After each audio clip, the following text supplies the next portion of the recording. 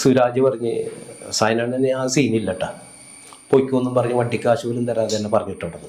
14 വർഷമായി ഞാൻ ഈ ഫീൽഡിൽ വന്നിട്ട് ഇതിനോടകം എത്രയോ പെൺകുട്ടികൾ എന്നെ കയ്യും കാലും എടുത്ത് കാണിച്ചു പിടിച്ചു നിന്നില്ലേ. എന്റെ മരണം വരെ വിഷാരത്തിന്റെ പറക്കില്ല. അങ്ങനത്തെ ഒരു ഇതാണ് രാഘവോ രാജപ്പോ ഒന്നിച്ച് കളിച്ച ഒരു ആർട്ടിസ്റ്റാണേ പുള്ളി. പക്ഷെ പുള്ളി ഇന്നേരം വിളിക്കേ ഒന്നിങ്ങോട്ട് വിളിക്കേ ഒന്നും ചെയ്യില്ല. ഞാൻ സുരാജ് ഞാൻ വാരമ്പിളിയിലെ മീനാക്ഷി കുട്ടിയാണോ? അപ്പൊ പിഷാരടിനെ അന്ന് മാറ്റാൻ വേണ്ടി ഞാൻ പറഞ്ഞ മാറ്റണ്ട. അങ്ങനെ പിഷാരടി ഇന്ന്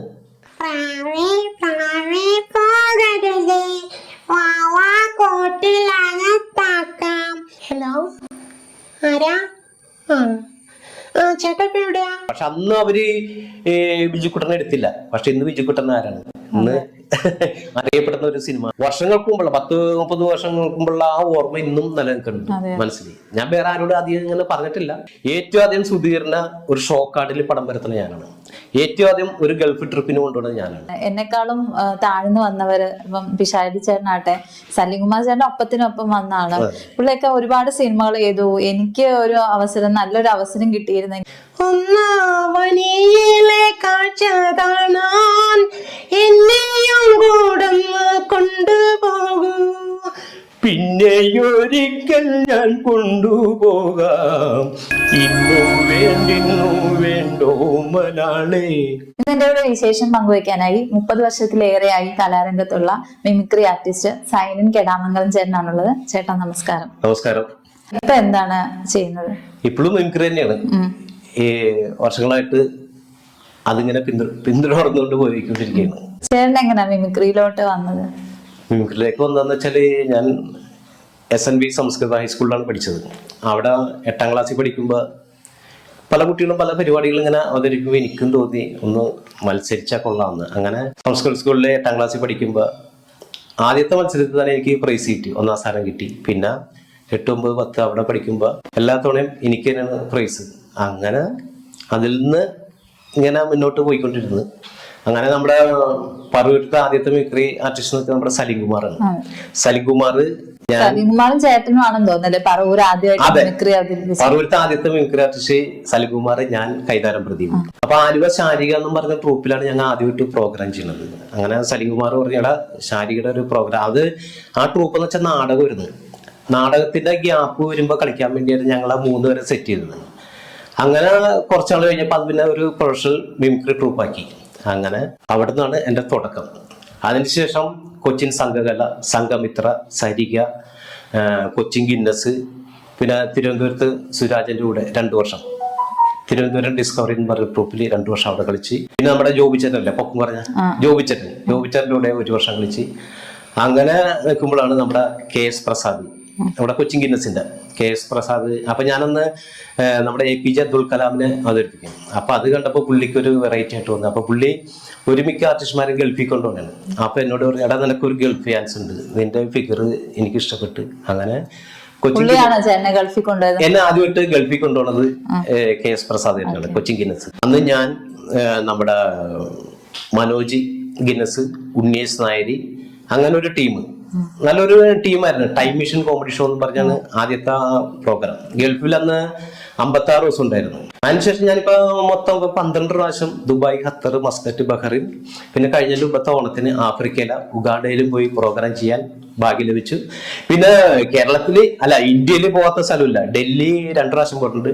ഡൽഹി, ബോംബെ, ബീഹാർ, ഗുജറാത്ത്, നാഗപ്പൂര്, ഭോപ്പാല്, തമിഴ്നാട്, പിന്നെ നമ്മുടെ ലക്ഷദ്വീപിലും പോയി പ്രോഗ്രാം. ലക്ഷദ്വീപിൽ ആദ്യമായിട്ട് പോയ മിമിക്രി ആർട്ടിസ്റ്റ് ചേട്ടനാണെന്ന് തോന്നുന്നല്ലേ? അതിനു മുമ്പ് ആരും പോയിട്ടുണ്ടെന്ന് തോന്നുന്നു. പക്ഷെ എല്ലാരും പറഞ്ഞു ഞങ്ങളാണ് ആ മുങ്കീർ എന്ന് പറയാ എന്താണ് അമേനി ദ്വീപിലായിരുന്നു ഞങ്ങൾ അന്ന് പോയത്. 22 വയസ്സായപ്പോ തുടങ്ങി പ്രൊഫഷനിലേക്ക് കടന്നു. നമ്മ അധികം ഇതായിട്ട് നിന്നില്ല. അന്ന് കുറെ സാധനങ്ങൾ ചെയ്യാൻ, ഞാൻ കൂടുതൽ മ്യൂസിക് സെക്ഷനായിരുന്നു ചെയ്തിരുന്നത്. അപ്പൊ മ്യൂസിക് ചെയ്ത് കഴിഞ്ഞാല് നമ്മളെ ജനം അങ്ങനെ അധികം തിരിച്ചറിയും. നമ്മൾ ഈ കറക്റ്റിന്റെ സൈഡിൽ നിന്നുകൊണ്ടാണ് കുറെ ഇങ്ങനെ സൗണ്ടുകളൊക്കെ ചെയ്തുകൊണ്ടിരുന്നത്. അപ്പൊ നമ്മളറിയില്ല ഈ സലീംകുമാർ ഒരു അടിപൊളി കഥാപ്രസംഗം അവതരിപ്പിക്കും. അപ്പൊ അതിന്റെ കംപ്ലീറ്റ് മ്യൂസിക് ഞാനാണ് ചെയ്തിരുന്നത്. അപ്പൊ മിമിക്രി പരിപാടിയൊക്കെ കഴിഞ്ഞ് എന്നെ ആരും പരിചയപ്പെടില്ല. ഈ സലീംകുമാറിനും കൈതാരം പ്രതിനും അന്ന് എല്ലാവരും ഷെയ്ക്കാൻ കൊടുക്കലും പരിചയപ്പെടില്ല. അപ്പൊ ഞാൻ ഓർത്തേ ഇങ്ങനെ പുറകിൽ നിന്നാ ശരിയാവില്ല, എന്തെങ്കിലുമൊക്കെ ചെയ്യണം. അങ്ങനെ ഞാൻ ആദ്യമായിട്ട് ഞാൻ സലിയപ്പനോട് പറഞ്ഞു, സലികുമാറോട് പറഞ്ഞു, ചിലപ്പോ ഞാൻ കുതിരട്ടമ്മപ്പിട്ട് സൗണ്ട് ചെയ്യും. എന്നാ നമുക്ക് ചെയ്യാമെന്ന് പറയും. അങ്ങനെ ഏറ്റവും ആദ്യമായിട്ട് മിമിക്രിയിൽ ശബ്ദാനുകരണം ചെയ്യുന്നത് നമ്മുടെ സിനിമാ താരങ്ങളിലെ കുതിരട്ടമ്മപ്പിന്. സലീമേട്ടനുമായിട്ടുള്ള ബന്ധം എങ്ങനെ ഇപ്പോഴും? ഇപ്പോഴും ആ ബന്ധം തുടരുന്നത്. സലികുമാർ എവിടെ വെച്ച് കണ്ടാലും നല്ലൊരു സൗഹാർദ്ദമാണ്. ആ കാര്യത്തിലൊന്നും യാതൊരു പ്രശ്നം. പിന്നെ സിനിമയിലൊന്നും അങ്ങനെ പുള്ളി നമ്മൾക്ക് വേണ്ടി റെഫർ ചെയ്തിട്ടില്ല. അതൊരു കാര്യം. ചോദിച്ചിട്ടുണ്ടോ ഇന്ന് വരെ ഞാൻ ഒരു ആർട്ടിസ്റ്റിനോടും ഇന്ന് വരെ അങ്ങാട് പോയി അവസരം ചോദിച്ചിട്ടില്ല.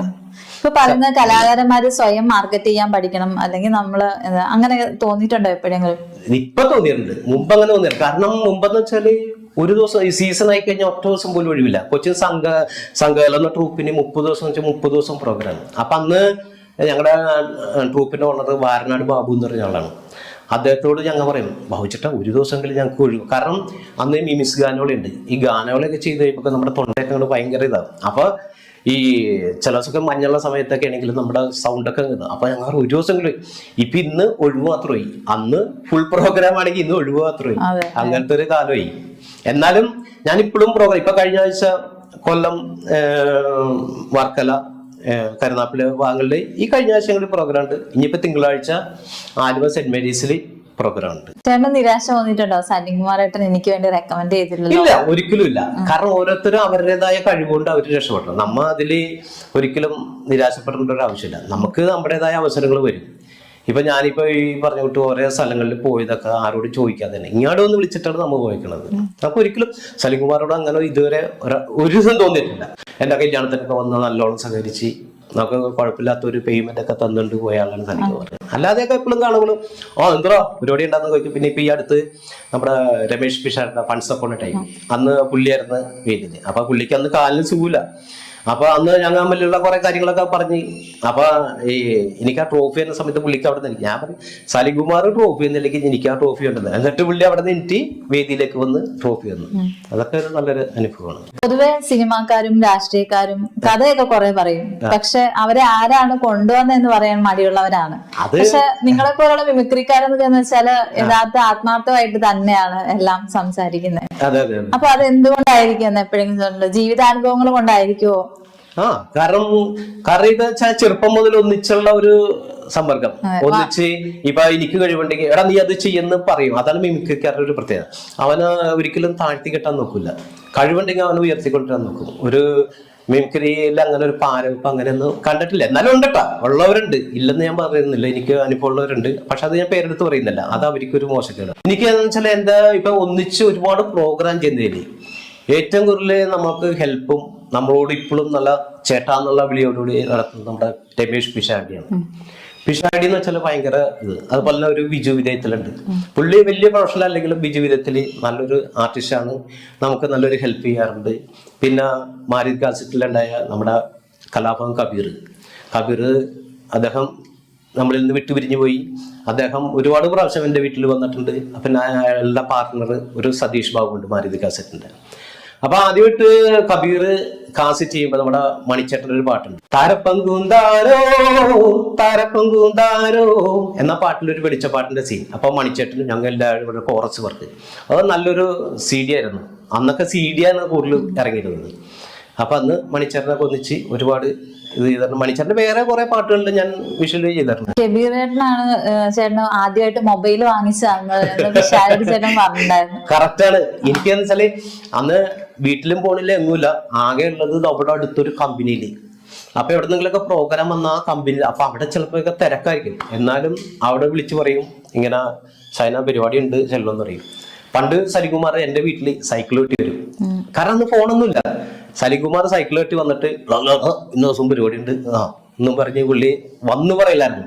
അത് കഴിഞ്ഞ് ആലുവയുടെ ശാരിയുടെ ഓഫീസിൽ നിന്ന് 15 പൈസയുടെ കാർഡ്, അന്നൊക്കെ ഒരു മഞ്ഞ കണ്ടിട്ടുണ്ടാവില്ല, നിങ്ങളൊന്നും കണ്ടിട്ടുണ്ടാവില്ല അധികം. 15 പൈസയുടെ കാർഡിൽ ഇന്ന ദിവസം പരിപാടി എന്ന് പറഞ്ഞ് എഴുതിയിടും. ട്രൂപ്പിൽ ആദ്യമായിട്ട് ചേട്ടനായിരുന്നു മൊബൈൽ ഉണ്ടായിരുന്നു. അതെ. ഇവിടെ ഞാൻ നോക്കിയിട്ട് പറവൂരത്ത മിമിക്രിക്കാരിൽ ഏറ്റവും ആദ്യമായിട്ട് മൊബൈൽ ഉണ്ടായത് കലാഭവൻ കബീർ മേടിച്ചെന്ന ഫോണാണ്. ആ നമ്പർ ഇന്നും ഉപയോഗിക്കുന്നു. ആ നമ്പർ തന്നെയാണോ അത്? ആ നമ്പർ തന്നെ. അന്ന് കബീർ എടുത്ത് തന്ന നമ്പർ. എത്ര വർഷമായിട്ടുണ്ടാവും? അത് വർഷങ്ങൾ ഒരുപാടായിട്ടുണ്ട്. ഞാനല്ല ഒരു 22 വർഷത്തിൽ കുറവിൽ തോന്നുന്നു. അന്ന് കബീറിന്റെ അടുത്താണ് ഫോണുള്ളത്. അപ്പൊ ഈ അന്നത്തെ ഫോൺ എങ്ങും അധികം റേഞ്ചില്ല. അപ്പൊ നമ്മള് ഇങ്ങനെ അപ്പൊ ഈ സാധനം ഇത്ര നീട്ടുണ്ടാവും, വലിയ കേട്ട ഫോണാണ്. അതിങ്ങനെ ലൈറ്റ് ഇങ്ങനെ കത്തി നോക്കും, എവിടെ റേഞ്ചുള്ള അവിടെയൊക്കെ പോയി നോക്കി. അതാ മലയുടെ മുകളിൽ ഇരുന്നിട്ട് ഫോൺ വിളിച്ചിട്ടുണ്ട്. റേഞ്ച് ഇല്ലാത്തോണ്ടായിരിക്കല്ലേ? അതെ, അന്നൊക്കെ അങ്ങനെ ഒരു രസം വരുന്നത്. അത് ഞാൻ പറഞ്ഞില്ല, നമ്മുടെ പിഷാരടി ആ കാര്യത്തിൽ നമ്മളെ കുറിച്ച് നല്ലൊരു കോമഡി ആക്കിയും നന്നായിട്ട് നമ്മളെ ഇന്ന് വരെ മോശമാക്കി ഇന്ന് വരെ പറഞ്ഞില്ല. പുള്ളുടെ പടം വന്ന് പഞ്ചവടം തത്ത അതിൽ എന്നെ വിളിച്ച്, പിന്നെ funds upon time Kochi, funds upon time അതിൽ എന്നെ വിളിച്ച്, വേറെ പല പരിപാടികളിലും എന്നെ വിളിച്ചിട്ടുണ്ട്. പിന്നെ കൂടാതെ എനിക്ക് വീട് മുകളിൽ ഒരു റൂം എടുത്ത സമയത്ത് പിഷാരടി എനിക്ക് ചെറിയൊരു സാമ്പത്തിക സഹായം തന്നു. അപ്പൊ ഞാൻ ഒരു ദിവസം പറയും ഇങ്ങനെ, പിഷാരടി അപ്പൊ ചേട്ടാ ഒന്ന് വെറുതിരി അങ്ങനൊന്നും. അപ്പൊ ഞാൻ അങ്ങോട്ട് ഓർമ്മിച്ചു. അപ്പൊ എനിക്ക് ആ പൈസ ഒന്നും വേണ്ട, സൈലജേട്ടൻ എടുത്തോന്നും പറഞ്ഞ് അങ്ങനത്തെ ഒരു മനുഷ്യൻ. അതാണ് ഞാൻ ഈ പിഷാടിയെ കുറിച്ച് ഏറ്റവും കൂടുതൽ പറഞ്ഞത്. അല്ലാതെ ഒരുപാട് ഇതായിട്ടല്ല. മറ്റുള്ള ഒരുപാട് ആർട്ടിസ്റ്റ്മാർ ഒന്നിച്ച് കളിച്ചിട്ടുണ്ട്. പക്ഷെ അവരൊന്നും നമ്മളോട് അത്ര ഇതല്ലെങ്കിലും കാണുമ്പോൾ സ്നേഹം. ഇന്ന് വരെ ഞാൻ ആരായിട്ടും ഒരു തല്ലുപിടുത്തത്തിനോ ബഹളത്തിനോ ഒരാളെ മോശം പറഞ്ഞ അങ്ങനെ ഇന്ന് വരെ അല്ലേ. ആര് കണ്ടാലും ഇപ്പൊ ഇവിടെ അടുത്തുള്ള കൊച്ചു പയ്യന്മാരാണ് സൈന ഇങ്ങനെ വിളിക്കുള്ളൂ. അതെന്നെ എന്റെ അനിയനെ ചിലവര് ചേട്ടാന്ന് വിളിക്കും, പക്ഷെ എന്നെ കണ്ട അപ്പൊ സൈനാന്ന് വിളിക്കും. കൊച്ചു കുട്ടികളുടെ മനസ്സിൽ വരെ ചേട്ടൻ ഇപ്പോഴും. അതെ അതെ, നമ്മളിവിടെ അങ്ങനെയാണ്. എല്ലാവരുമായിട്ടും ഒരു ഇതില്ല, എല്ലാവരുമായിട്ടും സൗഹാർദ്ദമായിട്ട് പോകണം. ഇന്ന് വരെ ഒരു പോലീസ് കേസ് ഉണ്ടായിട്ടില്ല. ഞാൻ പോലീസ് സ്റ്റേഷനിൽ കയറിയിട്ടുണ്ട് മറ്റുള്ളവർക്ക് വേണ്ടി, അല്ല എനിക്ക് വേണ്ടി ഇന്ന് വരെ ഒരു കേസ് ഒന്നും ഉണ്ടായിട്ടില്ല. ബാക്ക്ഗ്രൗണ്ട് മ്യൂസിക് ഇട്ട് ചെയ്യുന്നു പറഞ്ഞില്ലേ, അതിലെന്തെങ്കിലും ഒരു സംഭവം നമുക്ക് ഇട്ട് ചെയ്യോ? ചന്ദന മണിവാതിൽ അത് ഞാൻ മുമ്പ് ഒരു കാണിച്ചിട്ടുണ്ട്. ഏതെങ്കിലും ചേട്ടന് ഇഷ്ടമുള്ള ഇഷ്ടമുള്ളത് ചെയ്യും. ഇപ്പൊ ഈ ക്ലാർനെറ്റ് എന്ന് പറഞ്ഞൊരു സാറുണ്ട്.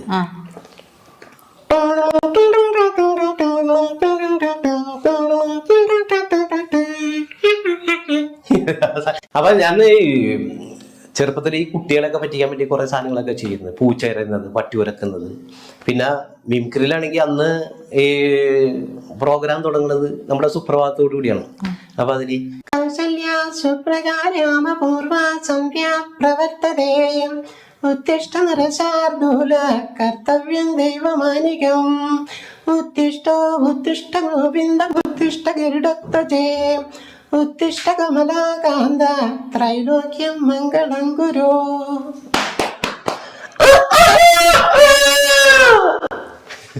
അങ്ങനെ ഈ കോഴിയും തൂക്കി ആൾക്കാരെ നേരം വിളിപ്പിച്ചിട്ടാണ് പരിപാടി തുടങ്ങുന്നത്. പിന്നെ അതുപോലെ കുട്ടികൾക്ക് വേണ്ടി ഇങ്ങനെ നമ്മുടെ പൂച്ച കരയുന്ന സൗണ്ട്, പൂച്ച ഇങ്ങനെ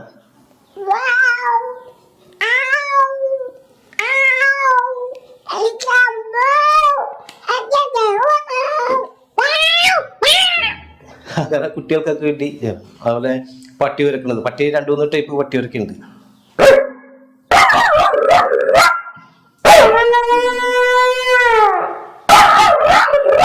അപ്പൊ പട്ടിനെ ആരെങ്കിലും കല്ലെടുത്തെറിയണം.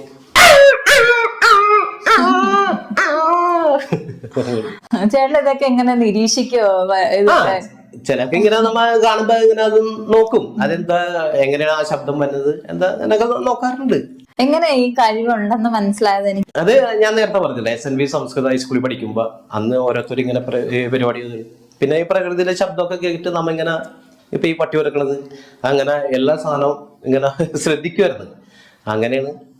പിന്നെ എൻ്റെ രണ്ടാമത്തെ ചേട്ടൻ, പിന്നെ മൂന്നാമത്തെ ചേട്ടൻ, ഇവരൊക്കെ നമുക്ക് ചെറുപ്പത്തിൽ നല്ല പ്രോത്സാഹനം വരുന്നു. കാരണം എടാ ചെയ്യണ കൊള്ളാലോ അങ്ങനെ. പിന്നെ നാട്ടിലെ ആൾക്കാർ പറയും, ഞാനിപ്പോ രാത്രിയൊക്കെ ഒളിച്ചിരുന്നോണ്ട് വല്ല പട്ടി ഉരക്കണ സൗണ്ട് കളിക്കും, പെട്ടെന്ന് ആൾക്കാർക്ക് വെട്ടി ഇങ്ങനെ പേടിക്കണ സൗണ്ട് പേടിക്കും. അങ്ങനെയുള്ള കുറെ സാധനങ്ങളൊക്കെ ചെയ്യാറുണ്ട്. ഫീമെയിൽ വോയിസ് ചെയ്തിട്ടുണ്ടോ? ഫീമെയിൽ യൂസ് ചെയ്യാറുണ്ട്. ഞാൻ മുമ്പ് കുറച്ച് ആൾക്കാരെ പറ്റിക്കായിരുന്നു. മുമ്പൊക്കെ ചെയ്യാറുണ്ട്. ഇപ്പൊ വെച്ചാൽ കുറെ ആളായിട്ട് അല്ല, അല്ലാതെ ഈ ഫോൺ സംസാരമായിട്ടില്ല. ഹലോ, ആരാ? ചേട്ടാ ഇപ്പൊ എവിടെയാ? ഞാൻ ഇവിടെ പറവൂരുണ്ട്. ശരി ഏട്ടാ, ഞാൻ പിന്നെ വിളിക്കാം. ഇങ്ങനെ ഫോൺ ചെയ്ത് പറ്റിക്കുന്ന പരിപാടിയൊക്കെ ഉണ്ട്. പറ്റിച്ചിട്ടുണ്ടോ അങ്ങനെ? പിന്നെ ഇഷ്ടം പറഞ്ഞു. ഞാൻ എന്റെ ഫോണിൽ ഒരിടക്ക് കല്യാണത്തിന് മുമ്പ് കല്യാണത്തിന് മുമ്പ് ചേട്ടന്റെ കല്യാണത്തിന് മുമ്പ് എന്റെ കല്യാണത്തിന് ശേഷം പിന്നെ ഫോണ് അങ്ങനെ പറ്റിച്ചു കഴിഞ്ഞാ ഭാര്യ ശരിയാക്കല്ലേ. കുറെ പേര് ഇങ്ങനെ വിളിക്കുമായിരുന്നു. അന്ന് ട്രൂ കോളൊന്നുമില്ല. അന്ന് ആരാണ് വിളിക്കണമെന്നൊന്നും അറിയാൻ പറ്റില്ല. അപ്പൊ സൗണ്ട് ഇങ്ങനെ വെച്ച് ഇങ്ങനെ ഒരുപാട് പേരെ പറ്റിച്ചിട്ടുണ്ട്. കൊച്ചു കുട്ടികൾ പാടുന്ന ടൈപ്പിൽ ഇങ്ങനെ പാടും.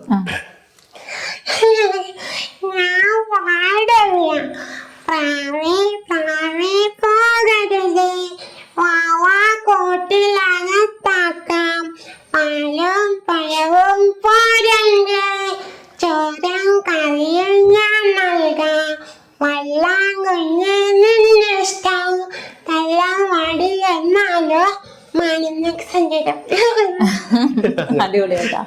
മക്കളുടെ ആർക്കെങ്കിലും ഇങ്ങനെ കഴിവിട്ടിട്ടുണ്ടോ? മക്കള് ചെറുതായിട്ട് ഡാൻസ് കളിക്കും. ഞാൻ ചെയ്യും. അവര് കൂടുതൽ പഠിത്തത്തിലേക്കാണ് ഞാൻ ശ്രദ്ധ കൊടുക്കുന്നത്. ഇളയ മോള് സ്പോർട്സിന്റെ ഇതിലും, മോള് ഒരു ക്ലാസ് നോക്കാതെ ഇപ്പൊ ഫുൾ A+ കിട്ടി. ഇപ്പൊ ഒരുപാട് സ്ഥലത്ത് നിന്ന് ആദരവ് കിട്ടിയിട്ടുണ്ട്. ഇപ്പൊ മോള് പറവൂർ ബോയ്സ് ഹയർ സെക്കൻഡറി സ്കൂളിലാണ് +1 ചേർന്ന് നിൽക്കുന്നത്. അപ്പൊ മോള് ഡാൻസ് അതൊക്കെ ചെയ്യും. എന്നാലും ഞാൻ പറഞ്ഞു ഇനിയിപ്പോ കലയിലല്ല നല്ലത്, പഠിത്തത്തിലാണ്. അപ്പൊ മോള് പറഞ്ഞു എന്നാ പഠിത്തത്. രണ്ടാമത്തെ മോള് പിന്നെ മോള് SPC ഉണ്ടായിരുന്നു. എല്ലാ ഇതും പാസ്സായി. LSS, USS, NMS എല്ലാം പാസ്സായി. ഇപ്പൊ രണ്ടാമത്തെ മോള് SPC പിന്നെ ഹാൻഡ്ബോൾ ഉണ്ടല്ലോ, ഹാൻഡ്ബോളിലൊക്കെ സെലക്ഷൻ കിട്ടി, അതിൽ ചെയ്യുന്നുണ്ട്. മൂത്ത മോളുടെ പേര് സേതു പാർവതി, രണ്ടാമത്തെ മോളുടെ പേര് സേതു കൃഷ്ണ, വൈഫ് ബിന്ദു. 30 വർഷത്തിലേറെ ആയി ചേട്ടൻ കലാരംഗത്തുള്ള, അല്ലെ? മിമിക്രി ആർട്ടിസ്റ്റ് ആയിട്ടും ചെറിയ ചെറിയ സിനിമകളിലെ വേഷങ്ങളൊക്കെ ചെയ്തിട്ടുണ്ട്. അപ്പം മക്കൾക്ക് എന്തുകൊണ്ടാണ് ആ പ്രോത്സാഹനം കൊടുക്കാത്ത കലാരംഗത്തേക്ക് പോകാൻ വേണ്ടി? അതെന്ന് വെച്ചാല് എനിക്ക് കലയിൽ അത്ര അങ്ങോട്ട് ഉയരാൻ പറ്റില്ല. എന്നാലും ഒരുപാട് സഞ്ചരിക്കാൻ പറ്റി. എന്നാലും ഇപ്പൊ ഞാനിങ്ങനെ ചിന്തിച്ചേ, ഏറ്റവും കൂടുതൽ പഠിത്തത്തിനാണ് മുൻഗണന കൊടുത്താൽ പഠിത്തം കൊണ്ട് വലിയ നിലയിൽ എത്താൻ പറ്റുമെന്നൊരു വിശ്വാസം.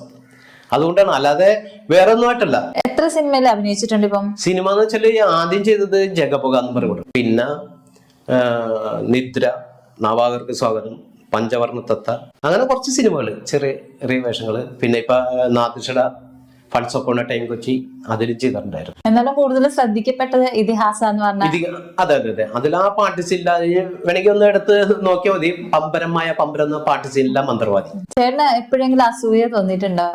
എന്നെക്കാളും താഴ്ന്നു വന്നവര്, ഇപ്പം പിഷാരി ചേട്ടനാട്ടെ, സലീംകുമാർ ചേട്ടൻ ഒപ്പത്തിനൊപ്പം വന്നാണ്. പുള്ളിയൊക്കെ ഒരുപാട് സിനിമകൾ ചെയ്തു. എനിക്ക് ഒരു നല്ലൊരു അവസരം കിട്ടിയിരുന്നെങ്കിലോ എന്ന് എപ്പോഴെങ്കിലും വിചാരിച്ചിട്ടുണ്ടോ? അസൂയ തോന്നിട്ടില്ല എന്നറിയാം. അസൂയ തോന്നിട്ടില്ല. വിചാരിച്ചിട്ടുണ്ടോ? എനിക്ക് ഒരുപാട് ശിഷ്യന്മാരുണ്ട്. ആ ശിഷ്യന്മാർക്ക് എന്നേലൊക്കെ ഒരുപാട് ഉയരങ്ങളിലേക്ക് അവര് ജഡ്ജായിട്ടൊക്കെ ഇരിപ്പുണ്ട്. ഒന്നിച്ച് കളിച്ചവര്, ഒന്നിച്ച് ഒരേ ട്രൂപ്പിൽ കളിച്ചവരൊക്കെ ഇപ്പൊ ജഡ്ജസ് ആയിട്ട് ഇരിപ്പുണ്ട്. ഇപ്പൊ നമ്മ ബിജുക്കുട്ടനെ കുറിച്ച് പറയുകയാണെങ്കിൽ, ബിജുക്കുട്ടൻ പണ്ട് എന്റെ പഴയ വീടായിരുന്നു. പഴയ വീട് അന്ന് നമുക്ക് ഇങ്ങനെ കലണ്ടർ ഉണ്ട്. ഈ കലണ്ടറിൽ ഞാനിങ്ങനെ നോട്ട് ചെയ്തു പരിപാടിയുടെ ഡേറ്റുകൾ അന്ന് നോട്ട് ചെയ്തിട്ടൊക്കെയാണ്.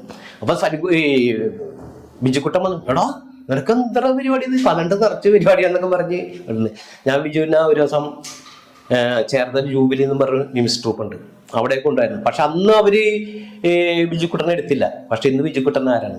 ഇന്ന് അറിയപ്പെടുന്ന ഒരു സിനിമ നടനാണ്. അങ്ങനെ നമ്മുടെ സുധീർ, കേശുമാമൻ ഞാൻ ബാലസംഘത്തിന്റെ പ്രവർത്തകനായിരുന്നു. ബാലസംഘത്തിലൂടെയാണ് സുധീർ വന്നത്. അന്ന് എൻ്റെ വീട്ടിൽ വരും, സരൻ ചേട്ടാ എനിക്ക് എന്തെങ്കിലുമൊക്കെ പറഞ്ഞു. അങ്ങനെ ഏറ്റവും ആദ്യം സുധീറിനെ ഒരു ഷോ കാർഡിൽ പടം വരുത്തുന്ന ഞാനാണ്. ഏറ്റവും ആദ്യം ഒരു ഗൾഫ് ട്രിപ്പിന് കൊണ്ടുപോകുന്നത് ഞാനാണ്. അങ്ങനെ ഒരുപാട് പരിപാടിയിൽ ഞാൻ സുധീറിനെ കൊണ്ടുപോകും. സുധീറിന്റെ ഫാമിലിയായിട്ട് ഞാൻ നല്ലൊരു അടുപ്പ് വരുന്നു. അപ്പൊ അവരൊക്കെ ഉയർന്നത് എനിക്ക് സന്തോഷമുണ്ട്. കാരണം നമ്മുടെ ശിഷ്യന്മാർ ഉയർന്നു വന്നത് നമുക്ക് സന്തോഷമല്ലേ. അതുപോലെ എൻ്റെ വേറൊരു ശിഷ്യനുണ്ട്, അരുൺ ആർ കുമാർ. പുള്ളി മിമിക്രിയിലായിരുന്നു, ഇപ്പൊ പുള്ളി ഓട്ടം തുള്ളിലാണ്. അവരൊക്കെ നന്നാകുന്നതിലാണ് നമുക്ക് സന്തോഷം. അവരാരെങ്കിലും ഇപ്പൊ ഇത്രയും പേര് കുറെ സിനിമകളിൽ അഭിനയിച്ചിട്ടുണ്ട്. ഒരുപാട് പേര് ചേട്ടൻ അറിയാവുന്നവരും ചേട്ടന്റെ ശിഷ്യന്മാരും അതുപോലെ ചേട്ടനൊപ്പം നിന്നവരും ചേട്ടന്റെ ഒപ്പം നിന്നവരും ഒക്കെ. അപ്പം അവരാരും ഒരു ചാൻസ് വാങ്ങിച്ചു തന്നില്ലല്ലോ എന്ന് ഓർത്ത് എപ്പോഴെങ്കിലും വിഷമം തോന്നാറുണ്ടോ? ഇല്ല, അത് ഒരിക്കലും ഇല്ല. അങ്ങനെ അവര് ഒരിക്കലും ഇപ്പൊ അങ്ങനെ ചെയ്യില്ല, ഒരു പ്രത്യേകിച്ച്. പക്ഷെ ചെയ്തത് പിഷാരടി ആ കാര്യത്തില് 100%. ഞാൻ എന്റെ മരണം വരെ വിഷാരത്തിന്റെ പറപ്പില്ല. അങ്ങനത്തെ ഒരു ഇതാണ് എനിക്ക്. അത്ര ഒരു സംഭവം എന്ന് വെച്ചാലേ, ഒരിക്കല് പിഷാരടി നമ്മുടെ സലീംകുമാറിന്റെ ട്രൂപ്പിൽ നിൽക്കുന്ന സമയത്ത് പിഷാരടി ചേട്ടനെ മാറ്റണ്ടെന്ന് പറഞ്ഞ ചേട്ടനാണല്ലോ. അത് പറയാൻ പോയതാണ്. അപ്പൊ ഒരു സ്ഥലത്ത് പ്രോഗ്രാം ഒന്ന് താഴെ പോയി. അങ്ങനെ വേഗം സലികുമാർ പിഷാരടിനെ മാറ്റാൻ വീണ്. അങ്ങനെ ഞാൻ പറഞ്ഞു പിഷാരടിനെ മാറ്റുന്നില്ല, പിഷാരടി ചിലപ്പോൾ, കാരണം നമുക്ക് ചില ആൾക്കാരെ കാണുമ്പോൾ ഒരു ദീർഘവീക്ഷണമുണ്ട്, അവരെ എങ്ങനെ ഇരിക്കും എന്നുള്ളത്. അപ്പൊ പിഷാരടിനെ അന്ന് മാറ്റാൻ വേണ്ടി ഞാൻ പറഞ്ഞു മാറ്റണ്ട. അങ്ങനെ പിഷാരടി ഇന്ന് അല്ലേ സിനിമ സംവിധായകൻ, അഭിനേതാവ്, ജഡ്ജസ്, എന്തെന്ന് പറയണ്ട കലാരംഗത്തെ സകല എന്തെന്നാണ് അതിന് പറഞ്ഞത്, വല്ലഭൻ. അത് തന്നെ, അതാണ് പിഷാരടി. ഒരുപാട് നല്ല അനുഭവങ്ങൾ ചേട്ടനുണ്ടായിട്ടുണ്ട് സ്റ്റേജ് പെർഫോമൻസ് വഴി. നല്ല അനുഭവം എന്ന് വെച്ചാൽ ബാഡ് അനുഭവം ഉണ്ടായിട്ടുണ്ട്. എൻ്റെ ചെറുപ്രായത്തിൽ മിമിക്രി തുടങ്ങിയ അവസരം എൻ്റെ സ്വന്തം നാടാണ്, കടക്കര എന്ന് പറയും, തൊട്ടടുത്താണ്. അവിടെ അന്ന് ഞാനൊരു ജോൺസൺ എന്ന് പറഞ്ഞ നടത്തിനോടി. അപ്പം അന്ന് അവിടെ ഒരു നാടകം കളിക്കുന്നുണ്ട്. ആ നാടക സ്റ്റേജിൽ ചെന്നിട്ട് ചേട്ടാ ഒരു 2 മിനിറ്റ് ഞങ്ങൾക്ക് സമയം തരുമെന്ന് വെച്ച്. അങ്ങനെ കുറെ പേര് അവനൊന്നും അവസരം കൊടുക്കണ്ട, ശരിയാവൂലെന്ന് പറയും. അങ്ങനെ 1-2 പേരെ പറഞ്ഞ് അവന് അവസരം കൊടുക്കുമെന്ന് പറയും. അങ്ങനെ ഞാൻ അന്ന് 1-2 നടന്മാരെ അവതരിപ്പിച്ചുകൊണ്ടിരിക്കുമ്പോൾ സമയത്ത് തന്നെ അവർ കറക്റ്റ് കളഞ്ഞു. അപ്പൊ എന്താന്ന് ചോദിച്ചാൽ പറഞ്ഞേ അവനൊക്കെ കൈയിടി മേടിച്ചാൽ പിന്നെ നമ്മുടെ നാടകത്തിന് കൈയിട്ടിട്ടില്ല. പക്ഷെ അന്ന് നാടകം കളിച്ചവര് അന്നത്തെ ആ സ്റ്റേജ് കൊണ്ട് തന്നെ നിർത്തി. ദൈവത്തിന്റെ സഹായം കൊണ്ട് ഞാൻ ഇന്നും ഇങ്ങനെ അറിയപ്പെടുന്നുണ്ട്. അതൊരു ഭയങ്കര അനുഭവമാണ്. പിന്നെ കൂടാതെ ഒരു ദിവസം ഞാൻ പ്രോഗ്രാം കഴിഞ്ഞ് നമ്മുടെ പറവൂര് വന്നൊക്കെയാണ്, ബാഗ് തൂക്കി പറവൂര് വന്ന് നിൽക്കുമ്പോൾ അന്ന് രാത്രി ഒരു 12 മണിയായി. വണ്ടിയൊന്നുമില്ല, ഓട്ടോറിക്ഷ ഇല്ല, ഒന്നുമില്ല. ഞാനപ്പോൾ ഒരു ലൈറ്റിൻ്റെ അടുത്ത് ഇങ്ങനെ നിൽക്കിയിരുന്നു. അങ്ങനെ പോലീസ് വണ്ടി ഒന്ന് നിർത്തി. ഇവരോടെ എന്ന് വെച്ച് ഞാൻ പറയും ഇങ്ങനെ മിമിക്രി ആർട്ടിസ്റ്റാണ് ബ്രോ. എന്ത് മിമിക്രി? എന്നാൽ നീ ഞങ്ങളുടെ നീങ്ങുന്ന വന്നിട്ട് നടന്മാരെ അവതരിപ്പിച്ചെന്ന് പറഞ്ഞ് അങ്ങനെ ഞാൻ വപ്പൂരെ ഭരദ്ഗോപി സാറിനെയൊക്കെ ഇങ്ങനെ അവതരിപ്പിച്ചപ്പോൾ ഇവൻ മിമിക്രിക്കാരനാണ്. എന്നിട്ട് അവര് ആ പോലീസ് ജീപ്പിൽ എന്നെ ഇവിടെ കൊണ്ടുവന്നാക്കി വീട്ടിന്റെ അടുത്ത്. അത് നല്ലൊരു അനുഭവം. അപ്പം ചേട്ടന് കത്തം കിട്ടുമെന്ന് പറഞ്ഞില്ലേ, അപ്പൊ അപ്പോഴത്തെ അവസ്ഥ എന്തായിരുന്നു? അന്ന് വെച്ചാൽ മനസ്സിന് ഭയങ്കര ദുഃഖമായിരുന്നു. കാരണം കൂട്ടുകാരനുണ്ടായിരുന്നില്ലേ? ആ കൂട്ടുകാരനുണ്ടായി. ഞങ്ങൾ രണ്ടുപേരും. കാരണം നമ്മൊരു അവസരം ചോദിച്ച് ചെന്ന്, അപ്പൊ ചില ആൾക്കാരെ കയറ്റണ്ടെന്ന് പറഞ്ഞ് ചിലവര് കയറ്റാൻ പറഞ്ഞ് അങ്ങനെ കയറി കയ്യടി വന്നപ്പോഴാണ് അവര്. അപ്പൊ മനസ്സിൽ ഭയങ്കര ആ വർഷങ്ങൾക്ക് മുമ്പുള്ള 10-30 വർഷങ്ങൾക്ക് മുമ്പുള്ള ആ ഓർമ്മ ഇന്നും നിലനിൽക്കുന്നുണ്ട് മനസ്സിൽ. ഞാൻ വേറെ ആരോടും അധികം ഇങ്ങനെ പറഞ്ഞിട്ടില്ല. പിന്നെ എനിക്ക് എല്ലാ വർഷവും ട്രൂപ്പുകളിൽ ഞാൻ പറഞ്ഞേ, കൊച്ചിൻ സംഘകല, സംഘമിത്ര, സരിക, കൊച്ചിൻ ഗിന്നസ്, തിരുവനന്തപുരം ഡിസ്കവറി, അങ്ങനെ ഒരുപാട് ട്രൂപ്പുകളിൽ ഒരുപാട് പ്രോഗ്രാം ചെയ്തിട്ടുണ്ട്. ഇനിയിട്ടും അന്ന് ആലുവ ശാരികയിൽ എന്തോ ഒരു ഫോർട്ട് കൊച്ചിലൊരു കാർണിവലിന്റെ പരിപാടിക്ക് അപ്പോൾ ഒരു 1-2 ആർട്ടിസ്റ്റും കൂടി വേണം ഇത്തിരി ഗെറ്റപ്പ് ആകാൻ വേണ്ടി. അങ്ങനെ ടീനിനെ കൊടുന്ന് ടീനി ഞങ്ങൾക്ക് ഒന്നിച്ച് ചേട്ടൻ്റെ വീട്ടിൻ്റെ അടുത്ത് വെച്ച് റിഹേഴ്സലിട്ട് അന്ന് പോയി പ്രോഗ്രാം ചെയ്ത് ഒരുപാട് ആൾക്കാർ. അപ്പോൾ അബീക്ക ഒന്നിച്ച് പ്രോഗ്രാം ചെയ്തിട്ട്, സാഗർ ഷിയാസ്, പിന്നെ അങ്ങനെ പറയുകയാണെങ്കിൽ ഒരുപാട് ആർട്ടിസ്റ്റ്മാരുടെ പ്രോഗ്രാം ചെയ്തിട്ടുണ്ട്. കണ്ണൻചേട്ടന്റെ ഇന്റർവ്യൂ എടുക്കാൻ നേരത്തെ പുള്ളി പറഞ്ഞു ഗൾഫിൽ പോയിട്ട് ഒരുപാട് കഷ്ടപ്പെട്ടത്, അതായത് തിരിച്ചു വരാൻ ഉള്ള ടിക്കറ്റിന് വേണ്ടി കുറെ വെയിറ്റ് ചെയ്തിട്ടുണ്ടായിരുന്നു. അപ്പം പുള്ളി അബീക്കായിട്ടായിരുന്നു പോയത്. അപ്പം പുള്ളി എന്തോ പൈസയുടെ എന്തോ പ്രശ്നത്തിൽ തമ്മിൽ ഇഷ്യൂ ഉണ്ടായിട്ട് പുള്ളി 2 ദിവസം പുള്ളീനെ അവിടെ മുറിയിൽ ഒറ്റയ്ക്കായിരുന്നു ഭക്ഷണം കഴിക്കാൻ. എപ്പോഴും ടിക്കറ്റ് വന്നോ താഴെ വന്ന് നോക്കേണ്ട ഒരു അവസ്ഥ, റിസപ്ഷനിൽ വന്ന് ചോദിക്കേണ്ട. അപ്പൊ ചേട്ടൻ അത്തരത്തിലുള്ള എന്തെങ്കിലും ഒരു മോശം അനുഭവം എനിക്ക് ഒരു പ്രാവശ്യം ഉണ്ടായിട്ടുണ്ട്. ഒരു പ്രാവശ്യം ഗൾഫിൽ പോയിട്ട് അപ്പൊ 15 ദിവസത്തെ പ്രോഗ്രാമാണ് പറഞ്ഞത്. 15 ദിവസം ഇവിടുന്ന് അവിടെ ചെന്ന് സ്പോൺസർ മുങ്ങി. ആളുടെ പേരൊന്നും പറയാനില്ല, പേര് പറഞ്ഞാൽ ശരിയാവില്ല. കലാകാരനാണ്, സിനിമ പിടിക്കുന്ന ആളായിരുന്നു. ഇപ്പൊ കണ്ടിട്ട് കുറച്ച് ഒരുപാട്. ഞാൻ ഒരു ഷൂട്ടിന് വേണ്ടി ചെന്നപ്പോ അദ്ദേഹം ആ പരിസരത്ത് ഉണ്ടായിരുന്നു. അപ്പൊ എന്നിട്ട് പുള്ളി എന്ന് പറഞ്ഞത്, സൈന അത് മനഃപൂർവ്വം മുങ്ങിയതല്ല, ടിക്കറ്റ് കച്ചവടം നടന്നില്ല, അതിന്റെ പേരിലാണ് മുങ്ങേണ്ടി വന്നത്. അങ്ങനെ ഒരു അനുഭവം ഉണ്ടായിരുന്നു. അവിടെ ഒരു 15 ഇല്ല. ആ പുള്ളിനെ പിന്നെ കണ്ടെന്ന് പറഞ്ഞില്ലേ? ഈ കാര്യമൊക്കെ പിന്നെ ചർച്ച ചെയ്തായിരുന്നു. ഞങ്ങൾ ചർച്ച ചെയ്ത് ആ പുള്ളി അവസ്ഥ പറഞ്ഞു, ഇങ്ങനെ ടിക്കറ്റ് കച്ചവടം നടന്നില്ല, അതുകൊണ്ടാണ്. പിന്നെ അത് അതിനെ കുറിച്ച് വേറെ ഒന്നും അങ്ങനെ പറഞ്ഞു. കാരണം നമ്മങ്ങനെ പറയാൻ പാടില്ല, അത് ഓരോരുത്തർക്കും എന്തെങ്കിലും ചില സമയത്ത് അങ്ങനെ സംഭവിക്കുമല്ലോ. വേറെ എന്തെങ്കിലും അനുഭവങ്ങൾ ഉണ്ടായിട്ടുണ്ട്? നമ്മുടെ സുരാജ് വെഞ്ഞാറോട് ഒരു സീരിയൽ പിടിക്കുന്ന സംഭവം ഉണ്ടായി. അപ്പൊ എന്നോട് ഒരു 2 ആഴ്ചത്തേക്ക് ഡേറ്റ് ചോദിച്ച് ചെന്ന് ഷൂട്ട് തുടങ്ങണതിൻ്റെ രാവിലെ സുരാജ് പറഞ്ഞ്, സൈനണ്ണന് ആ സീനില്ലട്ടാ, പൊയ്ക്കോന്നും പറഞ്ഞ് വണ്ടിക്കാശ് പോലും തരാതെ തന്നെ പറഞ്ഞിട്ടുണ്ടത്. തിരുവനന്തപുരത്തായിരുന്നു അത് സുരാജ്. കാരണം 2 വർഷം സുരാജ് ഒന്നിച്ച് കളിച്ചിരുന്നതാണ്. എന്നിട്ടാണ് അവിടെ. അപ്പൊ അതിന്റെ ട്രൂപ്പ് ഓണർ രാമപുരം രാജേഷ്, അദ്ദേഹം നല്ലൊരു മനുഷ്യനായിരുന്നു. അദ്ദേഹം എന്നിട്ട് എനിക്ക് മാറ്റി നിർത്തി. തിരുവനന്തപുരത്ത് പോയിരിക്കാണ്. അതെ, തിരുവനന്തപുരത്ത് ഷൂട്ടിന് വേണ്ടി തലേദിവസം ഇവിടെ നിന്ന് പോയി അവിടെ വൈകുന്നേരം ചെന്നപ്പോൾ റൂമൊക്കെ എടുത്ത് തന്നു. അത് ഈ രാമപുരം രാജേഷ് എന്ന് പറയും, ഡിസ്കവറിയുടെ ഓണർ. ആ കെയർ ഓഫിലാണ്. അപ്പോൾ സുരാജായിരുന്നു ആ സീരിയലിൻ്റെ പ്രൊഡ്യൂസർ. നേരം പെടുത്തപ്പോൾ പുള്ളി പറഞ്ഞ എനിക്ക് ചാൻസ് ഇല്ല. ഞാൻ പറഞ്ഞു കുഴപ്പമില്ല. അങ്ങനെ രാമപുരം രാജേഷ് മാറ്റി നിർത്തി എനിക്ക് വണ്ടിക്കാശ് എന്ന് വിട്ടു. അങ്ങനെ ഒരു ഭയങ്കര ഒരു അനുഭവം ഉണ്ട്. കാരണം ഒന്നിച്ച് കളിച്ച ഒരു ആർട്ടിസ്റ്റാണേ പുള്ളി. പക്ഷേ പുള്ളി ഇന്നേരം ഒന്നിങ്ങോട്ട് ഒന്നും ചെയ്യില്ല. സുരാജ്, ഞാൻ അന്ന് മുതൽ സുരാജിനെ അങ്ങോട്ട് വിളിക്കാറില്ല. ഞാൻ പ്രോഗ്രാം ചെയ്ത് വലിയ ഇതായിട്ടൊന്നും എനിക്കൊന്നും ഉണ്ടാക്കാൻ കഴിഞ്ഞില്ല. എന്നാലും ഞങ്ങൾക്ക് 10-18 സെന്റ് സ്ഥലമുണ്ട് ഇവിടെ. അതിൽ ഒരു 3 സെന്റ് കുടുംബസ്വത്താണോ? അതെ കുടുംബസ്വത്താണ്. അപ്പൊ ഒരു 3 സെന്റ് സ്ഥലം ചേട്ടന്മാരെ എനിക്ക് എല്ലാവരും കൂടി എഴുതി തന്നു. അപ്പൊ ഇവിടുത്തെ CPM പ്രസ്ഥാനം എനിക്കൊരു വീട് അനുവദിച്ചത്. അങ്ങനെ പാർട്ടി പണിതന്ന CPM പ്രസ്ഥാനം പണിതന്ന വീട്ടിലാണ് ഞാനിപ്പോ കിടക്കുന്നത്. കലാകാരന്മാർക്ക് രാഷ്ട്രീയം പാടുള്ളതാണോ എപ്പോഴെങ്കിലും ചിന്തിച്ചിട്ടുണ്ടോ? ഒരുപാട് കലാകാരന്മാർ രാഷ്ട്രീയക്കാരാണ്. ശ്രദ്ധിച്ചിട്ടുണ്ടോ? സിനിമാ താരങ്ങൾ മിക്കതിനെ എടുത്ത് നോക്കിയോ. മമ്മൂട്ടിയൊക്കെ ഇടതുപക്ഷ ചിന്താഗതിക്കാറുണ്ട്. പിന്നെ ആസിഫ് അലി, എന്തിനു പറയുന്ന എടുത്തു പറയുന്ന ഒരുമിക്ക രാഷ്ട്രീയക്കാർ. എന്നാൽ കുറച്ചു പേർക്ക് രാഷ്ട്രീയമില്ല. അപ്പൊ ഈ സിനിമ ഫീൽഡിൽ നിലനിൽക്കാൻ രാഷ്ട്രീയം അത്യന്താപേക്ഷിതമാണെന്ന് തോന്നിയിട്ടുണ്ടോ? അങ്ങനെ തോന്നിയിട്ടില്ല. അത് ഇപ്പൊ പ്രൊഡ്യൂസർ അല്ലെങ്കിൽ അതിന്റെ പ്രൊഡക്ഷൻ കൺട്രോള് ആ സീനില്ല ഇന്നാള് അതില് ആപ്റ്റാണെന്നുള്ളത് കണ്ടു കഴിഞ്ഞാൽ അവര് വിളിക്കും. അത് രാഷ്ട്രീയം നോക്കൂല. അതില് നമ്മുടെ ഗാനഗന്ധർവൻ സിനിമ പറ്റി പറയുകയാണെങ്കിൽ മമ്മൂക്കയ്ക്ക് പൗഡറും ചീപ്പും ഒക്കെ പ്രൊവൈഡ് ചെയ്യുന്ന മേക്കപ്പ് ആർട്ടിസ്റ്റ് ചേട്ടനാന്ന് കേട്ടല്ലോ. അത് ഈ പിഷാരടി ഞാൻ പരിപാടിക്ക് മുമ്പ് എന്റെ അടുത്ത് എപ്പോഴും ചെറിയ ബാഗ് ഉണ്ടാവുള്ളൂ. ആ ഇതില് എല്ലാ സാധനവും ഇപ്പൊ ഞാനിപ്പോ ഇവിടെ നിന്ന് എന്തെങ്കിലും സാധനം ചെയ്യണമെങ്കിൽ നിസ്സാര സാധനം മതി. ഒരു ഇത്തിരി പൗഡർ, ചീപ്പ്, കണ്ണാടി ഇത്ര മതി. ഇത്ര ഉണ്ടെങ്കിൽ നമ്മുടെ ഒരു 10 മിനിറ്റ് പെർഫോം ചെയ്യാനുള്ള സാധനം. പെണ്ണുങ്ങളൊക്കെ കേൾക്കേണ്ടതാണ്. നമ്മളൊക്കെ മേക്കപ്പ് കിട്ടിയിട്ട് വെറുതെ ആണല്ലോ. അത് ഞാൻ അവസാനം ചെയ്ത് കാണിക്കാം. മമ്മൂക്ക എടുത്തിട്ടുണ്ടെന്നൊക്കെ പറഞ്ഞു. അത് പിഷാരടി അങ്ങനെ പറഞ്ഞ് ഒപ്പിച്ചേക്കണത്. ഇല്ല, വെറുതെ അല്ല. എന്റെ ആ ബാഗിന്റെ ആ സംഭവങ്ങള് പിഷാരടിക്ക് അന്നും ഓർമ്മയുണ്ടത്. പ്രോഗ്രാം ചെയ്യുമ്പോഴേ സാധാരണക്കാരന്റെ അടുത്ത് വന്ന് നിൽക്കുന്ന ഒരു കലാരൂപമാണ് മിമിക്രി. ഒരുപാട് കഴിവുള്ളവർക്ക് മാത്രമേ മിമിക്രിയിൽ കഴിവ് തെളിയിക്കാൻ പറ്റുള്ളൂ. ചേട്ടനെപ്പോലുള്ള ഒരു വലിയ കലാകാരനാണ്. നമുക്ക് വേണ്ടി നമ്മുടെ അറിവില് വലിയ കലാകാരൻ തന്നെയാണ്. അപ്പൊ നമുക്ക് വേണ്ടി നമ്മുടെ ചാനലിന് വേണ്ടി ചേട്ടൻ ഭരഗോപി ഒന്ന് കാണിക്കാം.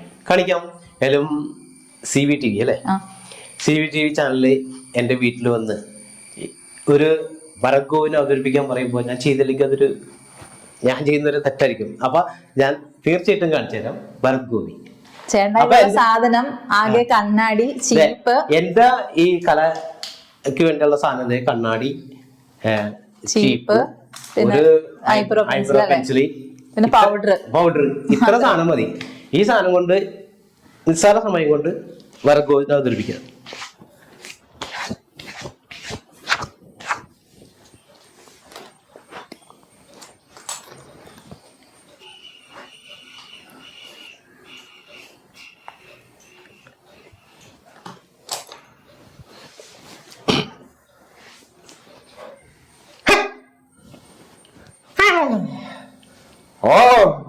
നീ കൂടെ കൊണ്ടുവരും.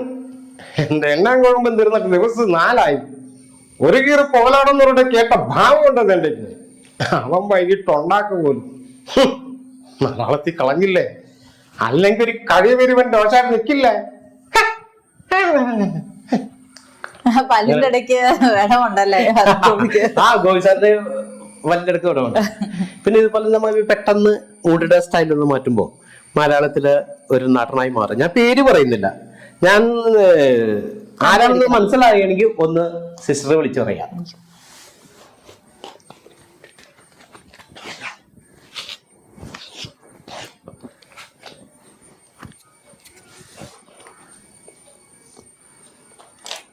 കുതിരവട്ടം ചേട്ടൻ ഇത് എന്ത് ഇത്? അല്ല, വാരമ്പിള്ളിയിലെ മീനാക്ഷിക്കുട്ടിയാണോ?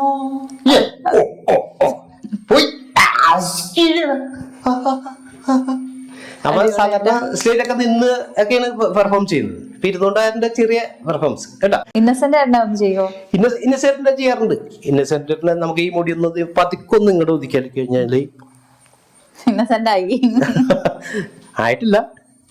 അതിന് ചെറിയൊരു പണിയുണ്ട്. ഇങ്ങനെ ഗ്ലാസ് ഉണ്ട് അല്ലേ? ആ ഗ്ലാസ് എന്ന് വെച്ചിട്ട്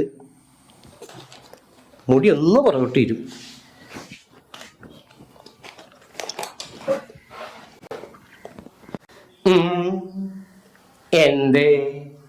എന്തേന്ന് എങ്ങനെയുണ്ട് CVTയുടെ പരിപാടി?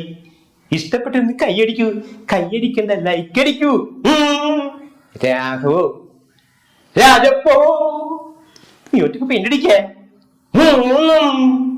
കൂട്ടി മുറുക്കി ചുവപ്പിച്ച് മുട്ടോളം മുടിയഴിച്ചു. എങ്ങനെയുണ്ട് മോളെ? അടിപൊളി അടിപൊളി. Thank you like അടിച്ചോളൂ.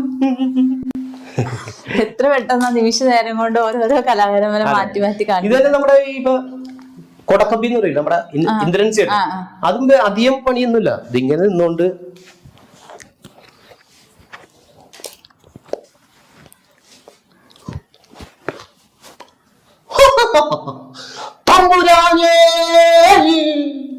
ഉണ്ണികൃഷ്ണ, പുറത്ത് പറയാൻ പറ്റാത്ത കാര്യം വല്ലതുമാണോ? 14 വർഷമായി ഞാൻ ഈ ഫീൽഡിൽ വന്നിട്ട് ഇതിനോടകം എത്രയോ പെൺകുട്ടികൾ എന്നെ കയ്യും കാലും എടുത്ത് കാണിച്ചു. പിടിച്ചു നിന്നില്ലേ? എന്തൊരു പിടുത്തമായിരുന്നു. അങ്ങനെ നമുക്ക് ഇന്ദ്രൻ ചേട്ടനെ ഒരു സിനിമയിൽ ഫുള്ളായിട്ട് ഞാൻ സൗണ്ട് കൊടുത്തിട്ടുണ്ട്. അന്ന് പുള്ളിക്ക് തിരക്കണ്ടായിട്ടല്ല, അത് പ്രൊഡ്യൂസർമാരെ പറ്റിക്കാൻ പറ്റുള്ള ഒരു അത് പിന്നീടാണ് ഇന്ദ്രൻ ചേട്ടൻ എന്നോട് പറഞ്ഞത്. അതൊക്കെ ഇങ്ങനെ അവര് ചെയ്യുന്നത് നമുക്ക് പൈസ തരാതിരിക്കാൻ വേണ്ടിയാണ്. ഇങ്ങനെ പുള്ളി എന്നോട് പറഞ്ഞത്. ഞാൻ ഇങ്ങനെ പറഞ്ഞേ, ചേട്ടാ ഇങ്ങനെ. അപ്പൊ ശരി ചേട്ടാ, ഇനി മേലാൽ ഞാൻ ഇന്ദ്രൻ ചേട്ടന്റെ സൗണ്ട് ഞാൻ ഇനി കൊടുക്കൂല. കാരണം ഇങ്ങനത്തെ സംഭവമാണെങ്കിൽ അങ്ങനെ നമുക്ക് ചെയ്യാൻ പാടില്ലെന്നാണ് അവര് പറഞ്ഞത്. അത് കറക്റ്റായിരുന്നു. ഉദയഭാൻ സാറിനെ ഒന്ന് ചെറുതായിട്ട് അവതരിപ്പിക്കാം. അതിനും അദ്ദേഹത്തിനും ഈ ചെറിയ തലയിലാണ് ഇത്രയും കഴിവുള്ളത് അല്ലേ? അതെ അതെ അതെ. അത് അങ്ങനെ ചെയ്യുന്ന കണ്ണടി താല്പര്യം. ഇതിങ്ങനൊന്ന് വരക്കും ഞാൻ.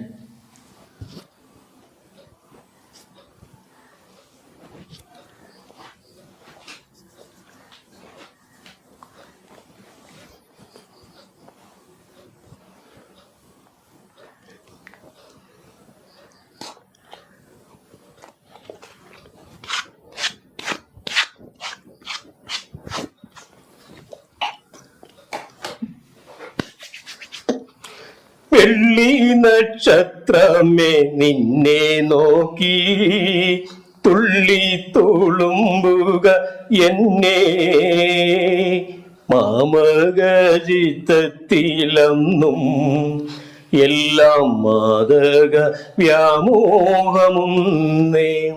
അത് അങ്ങനെ. പിന്നെ ഇതന്നെ അദ്ദേഹത്തിന്റെ ഞാൻ ഈ ഗാനമുള്ള ടീം പോകുമ്പോ അവര് ഓർക്കസ്ട്ര വായിച്ചത്. അപ്പൊ ഫീമെയിലും മെയിലും കൂടിയുള്ള ഒരു ഇതുണ്ട്. ചെറുതായിട്ട് പാടിക്കാം. കാനേന ചായയിലാടുമയ്ക്കാൻ ഞാനും വരട്ടെയോ നിന്റെ കൂടെ. പാടില്ല പാടില്ല നമ്മെ നമ്മൾ പാടെ മറന്നൊന്നും ചെയ്തുകൂടാ. ഒന്നാവനിയിലെ കാഴ്ച കാണാൻ എന്നെയും കൂടൊന്ന് കൊണ്ടുപോകൂ. പിന്നെയൊരിക്കൽ ഞാൻ കൊണ്ടുപോകാം. ഇന്നു വേണ്ടോ മലാളെ.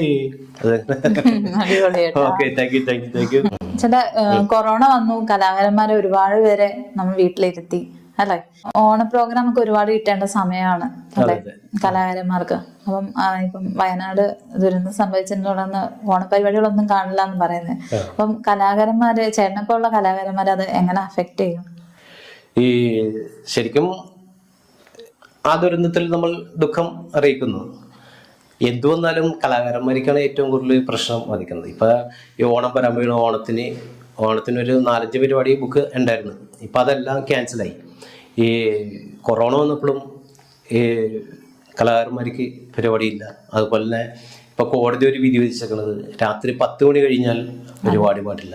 ഞങ്ങൾ പല സ്ഥലത്തും പരിപാടി ചെന്ന് സൗണ്ട് സിസ്റ്റം എല്ലാം സെറ്റ് ചെയ്ത് ഒരു 2 പാട്ട് അല്ല ചെറിയ സ്കിറ്റ് കഴിയുമ്പോഴേക്കും പോലീസ് വന്നപ്പ ഇതിന് സർക്കാർ ഒരു നടപടി എന്തെങ്കിലും ഒരു നടപടി സ്വീകരിക്കണം എന്നാണ് എളിയ കലാകാരൻ എന്നുള്ളതിൽ എനിക്ക് പറയാനുള്ളത്.